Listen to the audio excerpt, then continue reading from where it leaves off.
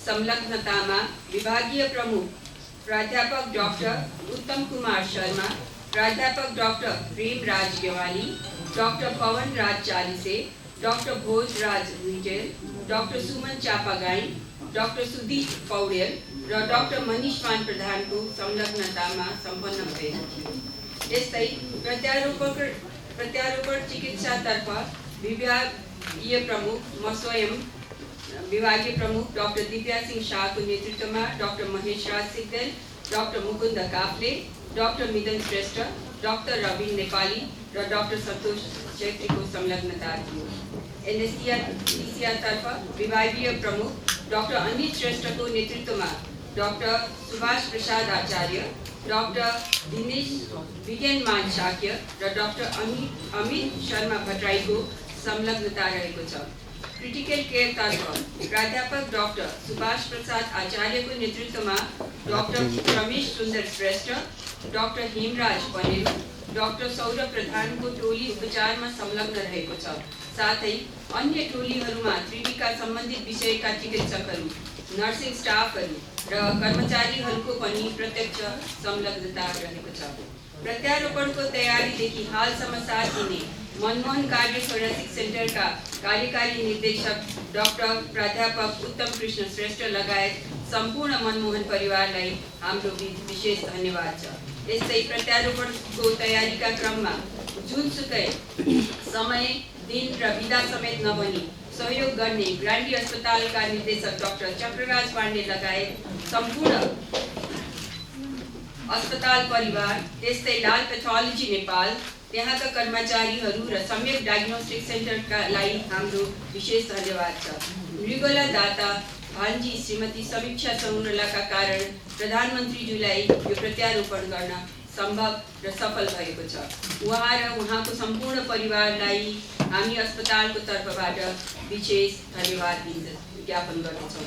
प्रधानमन्त्रीज्यूको मृगला प्रत्यारोपण गर्ने जस्तो महान र गहन जिम्मेवारी वहन गर्न हामीलाई सहयोग गरी यस कार्यलाई सहज बनाउने शिक्षण अस्पतालका कार्यकारी निर्देशक डाक्टर प्रेम कृष्ण खड्गा, नर्सिङ निर्देशक कविता देवकोटा, ल्याब, रेडियोलोजी, नर्सिङ, मर्मत संहार, हाउसकिपिङ, प्रशासन, लन्ड्री र सुरक्षाकर्मी लगायत यस कार्यमा प्रत्यक्ष वा अप्रत्यक्ष रूपमा सहयोग गर्नुहुने सिङ्गो अस्पताल परिवारलाई हार्दिक धन्यवाद दिन चाहन्छु। मित्र राष्ट्र भारतबाट हाम्रो अनुरोधमा पाल्नु भई प्रत्यारोपणमा सहयोग र सल्लाह प्रदान गर्नुहुने डाक्टर अनन्त कुमार, डाक्टर दिनेश खुल्लर र डाक्टर जतिन आहुजाप्रति विशेष आभार प्रकट गर्दछु। प्रधानमन्त्रीज्यूको सुस्वास्थ्यको कामना गर्ने र हाम्रो मनोबल बढाउने त्रिवीका उपकुलपति डाक्टर धर्मकान्त बास्कोटा तथा चिकित्सा शास्त्र अध्ययन संस्थानका डीन प्राध्यापक जगदीश प्रसाद अग्रवाल लगायत अस्पतालका सम्पूर्ण चिकित्सकहरू र नेपाली दाजुभाइ दिदीबहिनीहरूलाई पनि मेरो हार्दिक धन्यवाद छ। अन्त्यमा सम्माननीय प्रधानमन्त्री श्री केटी शर्मा ओलीज्यूले हामी नेपाली चिकित्सक र शिक्षण अस्पतालमाथि भरोसा गरी उहाँको उपचार गर्ने मौका दिनुभएकोमा हामी सम्पूर्ण अस्पताल परिवार गौरवान्वित छौँ। हामी उहाँको सुस्वास्थ्य, दीर्घायु र सफलताको कामना गर्दछौँ। उहाँले देश र जनताको हितमा अझ ऊर्जावान भई कार्य सम्पादन गर्नुहुनेछ भन्ने विश्वास व्यक्त गर्दछौँ र हाम्रो हार्दिक शुभकामना पनि छ। धन्यवाद। त्यही भएर हामीले सम्बन्धतः अब यो लक्षणहरू देख्दाखेरि चाँडै नै डिस्चार्ज गर्ने धेरै नै सम्भावना छ। तर हरेक दिन यो प्रत्यारोपणको बिरामीमा अनप्रेडिक्टेबल हुन्छ। त्यही भएर कुनै पनि दिन आगामी 2-3 दिनहरूमा जुन दिन चाहिने एकदमै हामीलाई लाग्छ अब चाहिने डिस्चार्ज गर्न उहाँलाई ठिक छ भन्ने लागेपछि हामी उहाँलाई डिस्चार्ज गर्छौँ। त्यो समय हामी यहाँलाई पहिले नै भन्छौँ। डिस्चार्ज बनाउने दिन हामीले पहिले नै यहाँलाई खबर गर्छौँ। जोड्ने कुरा गर्दैछु, मेन जोड्ने डाक्टर को हुनुहुन्छ भने मेन जोड्ने चाहिँ नि यहाँ सबैजना निकाल्नको लागि पनि हामीलाई एउटा टिम चाहिन्छ, जोड्नको लागि पनि टिम चाहिन्छ। ल डाक्टर उत्तम शर्माले यसको उत्तर दिन चाहनु भएको छ। यहाँ हाम्रो समष्टिमा ट्रान्सप्लान्टेसन भएको हो यही अस्पतालमा भएको हाम्रै टिम तथा हाम्रो भारतबाट आउनु भएको, किनभने उहाँलाई पहिला पनि ट्रान्सप्लान्ट गरिएको हो, त्यही वरिष्ठ सर्जन्स आउनु भएको हो, उहाँको पनि एक्टिभ रोल छ। हाम्रो टिमको प्रत्येक मेम्बरको एक्टिभ रोल छ। यहाँ कसैको सानो कसैको ठुलो र नेतृत्व र पछि लगुवा भन्ने कुरोको केही पनि छैन। त्यसैले म यो भन्न चाहन्छु कि यहाँहरूलाई स्पष्ट होस् कि यो ट्रान्सप्लान्टेसनमा कुनै कन्ट्रोभर्सी नहोस्। अनि जब उहाँको मृगोलाले काम कम गर्न थाल्यो र उहाँलाई डायलिसिसको आवश्यकता पर्न थाल्यो, त्यो बेलादेखि नै प्रत्यारोपणको सजेसन हामीले दिन थालेको हो। किनभने सबैलाई नै थाहा छ, डायलिसिसमा भन्दा प्रत्यारोपणमा बिरामीको स्वास्थ्य स्थिति राम्रो हुन्छ र त्यो बेलादेखि नै हामीले बिस्तारै तयारी गर्न थालेका हौँ। पहिला त प्रधानमन्त्रीकै परीक्षणहरू गरियो। उहाँले प्रत्यारोपण गर्नको लागि उहाँको स्वास्थ्य राम्रो छ कि छैन र प्रत्यारोपण गरेपछि अहिले भइराखेको उहाँको त्यो बेला भइराखेको स्वास्थ्य भन्दा बढी सुधार आउने र प्रत्यारोपण सफल हुने सम्भावना कति छ भनेर उहाँको नै परीक्षण सुरु भयो। त्यसपछि उहाँ प्रत्यारोपणको लागि योग्य हुनु भएपछि हामीले उहाँका दाताहरूको लागि हेऱ्यौँ र दाताहरूमध्येबाट उहाँलाई सबैभन्दा मिल्ने दाताको हामीले परीक्षण सुरु गऱ्यौँ र गर्दै आएका छौँ। र पछि जब सबै चिज मिलिसकेपछि सम्भवतः 1 महिना अगाडि हाम्रो टिचिङ अस्पतालमा गर्ने कुरा तय भइसकेको थियो र मैले यहाँ आएर हाम्रो डाइरेक्टरज्यूलाई उहाँले चाहिँ नि फर्मल मलाई सूचना छैन भन्नुभएको थियो, तर मैले इन्फर्मली उहाँसँग भेटेर अब हाम्रो यहाँ चाहिँ प्रधानमन्त्रीज्यूको उहाँको भएकोले हामीले उहाँलाई नै रोजेको हो। नमस्ते, म दिनेश गौतम अन्नपूर्ण पुष्परेड्डीबाट। पहिला प्रधानमन्त्रीले डायलाइसिस गर्दा अब सुरुमा त उहाँले अलिकति सावधानी अप्नाउनुपर्छ, पहिलो 1 महिना खास गरेर। अहिले उहाँको औषधिको मैले पहिला पनि भनिसकेको छु, अलिकति डोज बढी भएकोले उहाँलाई अलिकति सङ्क्रमणहरूको सम्भावना रहन्छ। तर हामीले उहाँले पहिलादेखि नै यो प्रत्यारोपण गरेको र उहाँको परिवारलाई पनि यस सम्बन्धी ज्ञान भएकोले हुनाले यसमा त्यति सङ्कट नआउला। त्यही पनि अहिले पुरै पब्लिकमा गएर भिडभाडमा जान चाहिँ हामीले अहिले सल्लाह दिँदैनौँ, तर उहाँले आफ्नो दैनिक कार्य आफ्नो अफिसबाट सचिवालयबाट गर्न सक्नुहुन्छ र अलिकता मानिसहरू खास गरेर लुगाखुट्टी लगाएका मानिसहरू र अरू सङ्क्रमण भएका मानिसहरू सँग चाहिँ अहिले अलिकति जोगिनुपर्ने अवस्था हुन्छ र त्यसको लागि अलिकति रेस्पेक्टेबल डिस्टेन्समा बसेर उहाँले काम गर्न सक्नुहुन्छ र एकदमै एक्टिभ चाहिँ नि उहाँले मेरो विचारमा 6 महिना वर्ष दिनपछि चाहिँ नि आफ्नो एक्टिभ ओरिजिनल एउटा अरू मान्छे साधारण मान्छे जसरी जीवन चाहिँ नि बिताउन सक्नुहुन्छ। रेसिपिएन्ट बन्नको लागि उमेरको हद चाहिँ हुँदैन। उमेर भनेको हामीले क्रोनोलोजिकल उमेरको हद हुँदैन, त्यो भनेको हामीले बिताएका वर्षहरूको चाहिँ हद हुँदैन। हद केको हुन्छ भने हाम्रो बायोलोजिकल हेल्थ, हाम्रो शरीरको स्वास्थ्य कति अवस्था कस्तो अवस्थामा छ त्यो चाहिँ मोस्ट इम्पोर्टेन्ट कुरा हो। त्यो कुरा हामीले अध्ययन गर्दाखेरि प्रधानमन्त्रीज्यूको मृगोला बाहेक अरू अङ्गहरूलाई हामीले डिटेलमा अध्ययन गरेका छौँ। मुटुको एन्जियोग्राफीदेखि लिएर कलोनोस्कोपी बोनको सबै नै हेरेका छौँ। त्यो अवस्था चाहिँ राम्रो छ। त्यो भएर उहाँलाई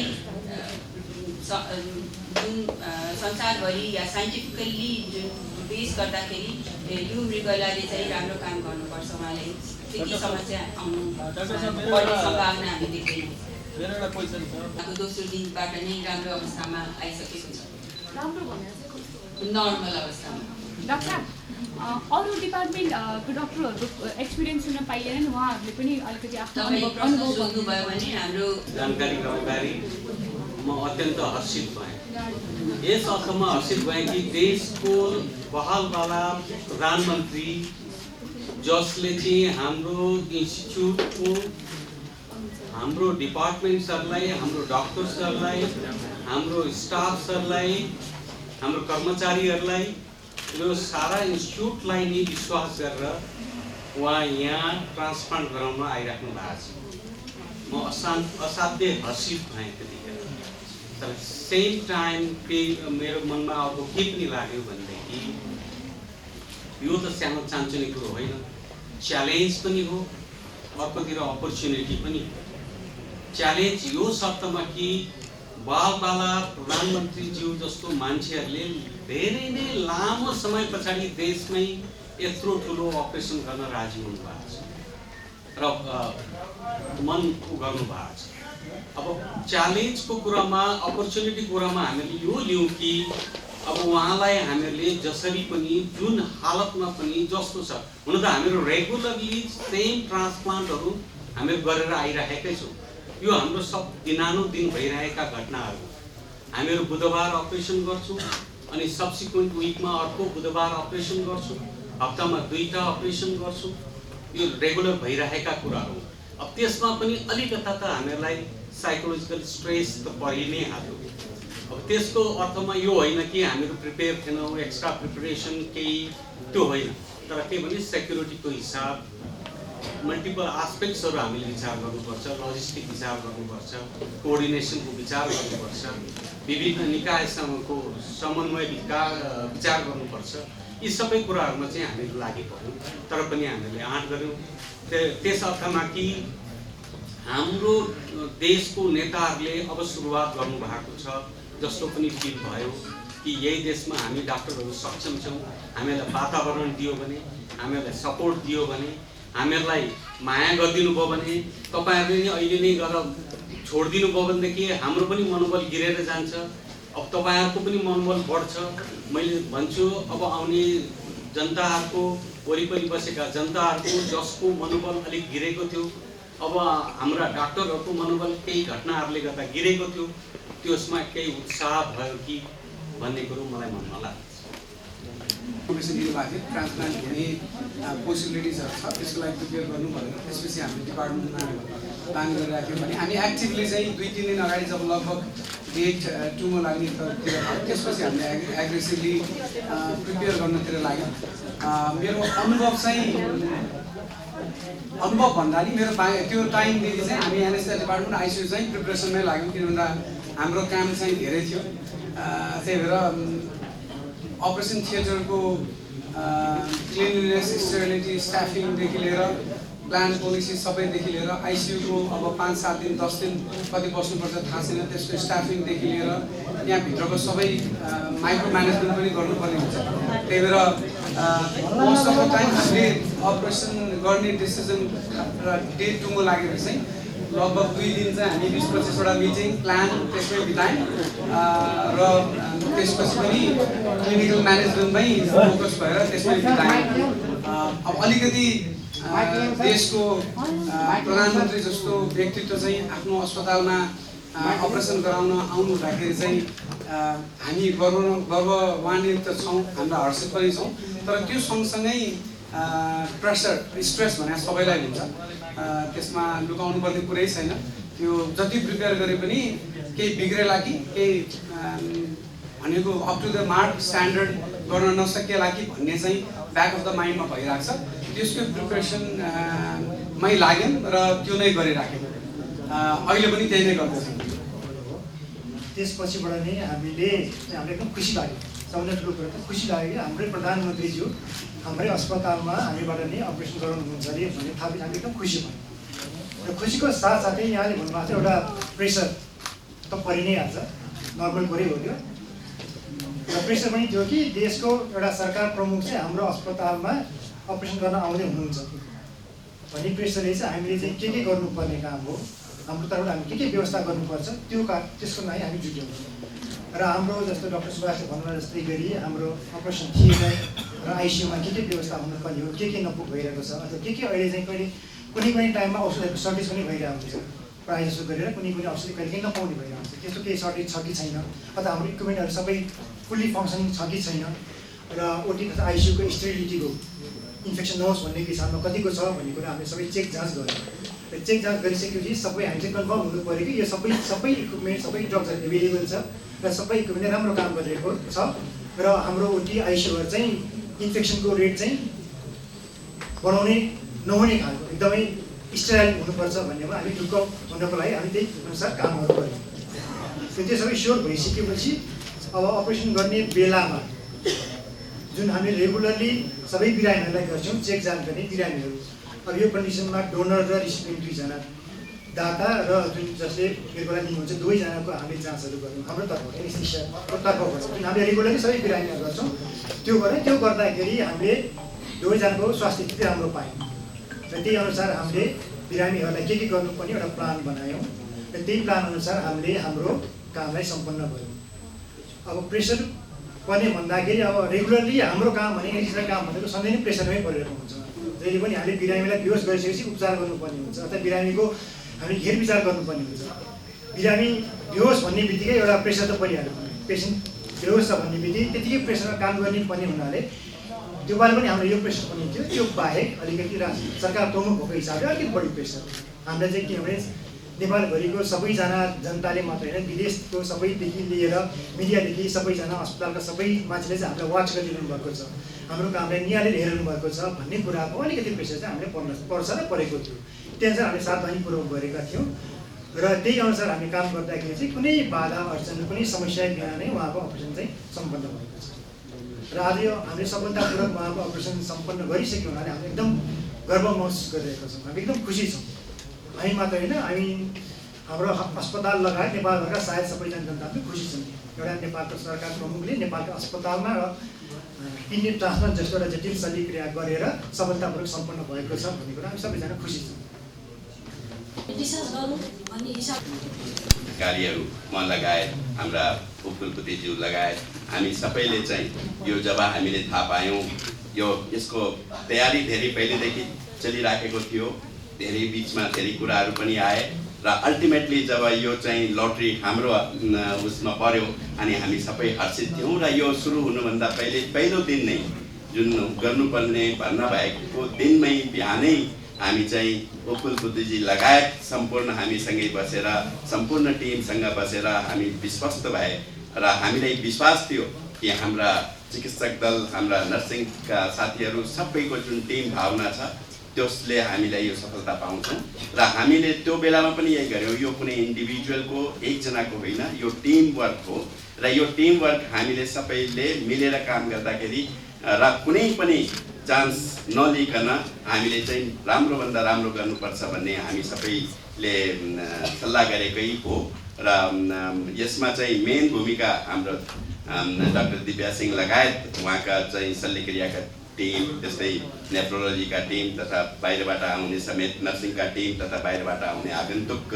चिकित्सकहरूले पनि हामीलाई सहयोग गर्नुभएको र हामीलाई धेरै खुसी लागेको छ। साथसाथै हाम्रो प्रेसर पनि अब बढेको छ, किनभने यहाँ त जे पनि हुनसक्छ, जस्तो पनि शल्यचिकित्सा गर्न सकिन्छ भनेर अब चाहिँ हाम्रो वर्कलोड चाहिँ बढेर आउँछ। जनतालाई सेवा दिने हाम्रो काम बढ्दै जान्छ। म यही प्लेटफर्ममा त अब सरकारले पनि हामीलाई यसलाई चाहिँ फर्दर विकास गर्नको लागि र फर्दर राम्रो डेभलप गर्नको लागि चाहिँ बढी से बढी सहयोग गर्छ भन्ने पनि आश लिएका छौँ। धन्यवाद। र भोलि बुधबार फेरि अर्को दुईवटा मेरो प्रचार पर्छ। यो हाम्रो रेगुलर काम हो 12 वर्षदेखिको र यो 12 वर्षको अवधिमा चाहिँ यो तहको संसारमै निर्मला प्रत्यारोपण गर्नुपर्ने राष्ट्रपति प्रधानमन्त्री त्यति धेरै हुँदैन, तर हामीले आफ्नो देशको मेरो आफ्नै प्रधानमन्त्रीलाई चाहिँ हाम्रै टिमले अपरेसन गर्न सक्यौँ। हामी सक्षम भयो। वो प्रेसर सबैजनाले भन्नुभएको छ, प्रेसर चाहिँ सबैलाई हुन्छ, मानसिक प्रेसरदेखि लिएर विभिन्न किसिमको प्रेसर हुन्छ, तर हाम्रो टेक्निकल लाइनमा चाहिँ साधारण जनता र प्रधानमन्त्रीमा फरक हुँदैन। त्यही अनुसार गऱ्यौँ, स्मुथली गयो र आज खुसीसित यहाँ जम्मा हुन सकिरहेछौँ कि हाम्रो निर्मला प्रत्यारोपण सफल। र मैले यहाँ अर्को प्रश्न म सुरुमा आएको थिएँ एकजना पत्रकारबाट मैले सुनेको थिएँ, त्यसको उत्तर म अहिले दिन चाहन्छु। कलेज जोड्यो त्यो मेरो बोला, कलेज जोड्यो को हो त्यो मान्छेको नाम किटान गरिदिनुहोस् न भनेर उहाँलाई म एन्सर गर्न चाहन्छु। दुईजनाको समीक्षाजीको र सम्माननीय केपी शर्मा ओलीजीको अपरेसन एकैचोटि टेबलमा सुरु भएको थियो। उहाँको विचारमा के लाग्छ, एकैजनाले त दुवैतिर गएर जोड्ने काट्ने निकाल्ने गर्न सक्ला, तपाईँले त्यो सोच्न सक्नुहुन्छ? मेरो डिपार्टमेन्टबाट हामी 7 जना सर्जन थियौँ। 7 जना मध्ये 5 जना हामी यहाँ छौँ, 2 जना अझै बाहिर बिचरा अपरेसन थिएटरमा हुनुहुन्छ, अहिले अपरेसन गर्दै हुनुहुन्छ। कसले काट्यो, कसले चुडाल्यो, कसले थुत्यो भन्दा पनि यो टिम नभइकन त्यो सम्भव हुँदैन र त्यो टिम टिचिङ अस्पतालमा छ, हामी गर्न सक्छौँ, गरिरहेछौँ र अहिलेको उदाहरण तपाईँको अगाडि छ।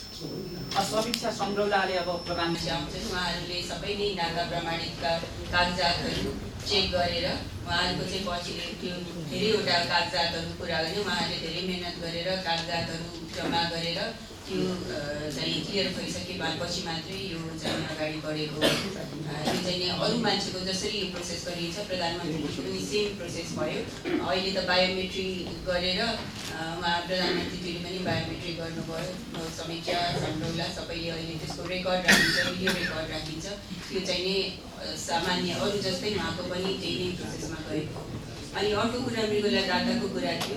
मृगौला दाता एज अ दाता एक्सेप्ट गर्नको लागि हामीले पहिला सबै एकदमै परीक्षण गरेर त्यो व्यक्ति चाहिँ नै मृगौला दाता हुन योग्य छ कि छैन भनेर यकिन गरिसकेपछि मात्रै मृगौला दाताको रूपमा त्यसलाई हामी एक्सेप्ट गर्छौँ। मैले किडनी दान गर्छु भन्दैमा हामीले त्यो किडनी चाहिँ दिँदैनौँ। हामी चाहिँ नि 200% जस्तो एउटा बिरामी त बिरामी छ, अर्को बिरामी नभएको मान्छेलाई बिरामी पार्ने एउटा चिकित्सकको कहिले पनि उद्देश्य हुँदैन। त्यही भएर we have to be 200% sure यो किडनी दिएपछि उसको अहिले जुन उसले इन्जोय गरिरहेको लाइफस्टाइल छ त्यसमा कुनै पनि तलमाथि आउँदैन भनेर हामीलाई यकिन भएपछि मात्रै हामीले त्यसलाई दाताको रूपमा स्वीकार्छौँ। त्यो चिज हामीले समीक्षा सम्रौलाको विषयमा पनि त्यही नै गर्यौँ। मापदण्डहरू हुन्छ। अब विभिन्न अङ्गका रोगहरूको स्पेसल मापदण्ड टेस्टहरू फरक अलिकति होलान्, तर इन जनरल भाइटल्स भनेको ब्लड प्रेसर, रक्तचाप, अर्को तपाईँको हार्ट रेट, पल्स भनिन्छ। त्यो चाहिँ नि हाम्रो एउटा सामान्य व्यक्तिमा हुने त्योभन्दा एबनर्मल भयो भने चाहिँ राम्रो छ भनिन्न होइन। त्यसका मापदण्ड हुन्छ। जस्तो पल्स रेट चाहिँ नि बढी भयो भने राम्रो भएन, ब्लड प्रेसर धेरै लो भयो भने राम्रो भएन, धेरै हाई भयो पनि राम्रो भएन, त्यो रेन्जभित्र छ भने राम्रो भयो। अरू मापदण्ड भनेको अक्सिजन सेचुरेसन, त्यो पनि राम्रो भयो भने त्यसलाई हामी राम्रो भन्छौँ। ज्वरो नआएको त्यो हेरिन्छ। अर्को चाहिँ हेर्ने भनेको राम्रोसँग पिसाब भइराखेको छ कि छैन, त्यस्तै बाउल क्लियर भइराखेको छ कि छैन, खाना खाएर पचिराखेको छ कि छैन। यी चाहिँ सबै नै मान्छेको एउटा स्वस्थ रहनको लागि चाहिने मापदण्डहरू, ती भाइटल्स भनेको चाहिँ ती मापदण्डहरू भनिन्छ। जस्तै परीक्षण पनि हामीले मृगौला हालेका छौँ, त्यो मृगले काम गरेको छ कि छैन भनेर किडनी फङ्सन टेस्ट भनिन्छ। त्यसमा विभिन्न प्रकारका टेस्टहरू गरिन्छ। त्यस्तै इन्फेक्सन छ कि छैन भनेर त्यो टेस्टहरू गरिन्छ। ती सबै टेस्टहरूको नतिजा राम्रो भएकोले हामी चाहिँ त्यसमा धेरै टेस्टहरू